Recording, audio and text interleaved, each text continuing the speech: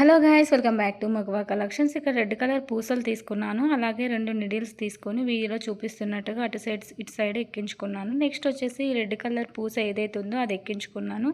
దాని మధ్యలో నుంచి 2 సైడ్స్ అటు ఇటుగా తీసుకుంటూ వస్తున్నాను. ఇలా సేమ్ ప్రాసెస్ ఇలా రిపీట్ చేసుకుంటూ వెళ్తున్నాను.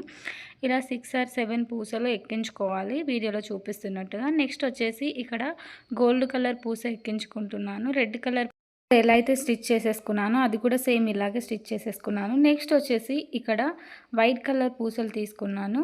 ఈ వైట్ కలర్ పూసల్ని వీడియోలో చూపిస్తున్నట్టుగా అటొకటి ఇటొకటి వేసుకున్నాను. నెక్స్ట్ వచ్చేసి ఇక్కడ ఎల్లో అండ్ వైట్ కలర్ పూసలు తీసుకున్నాను.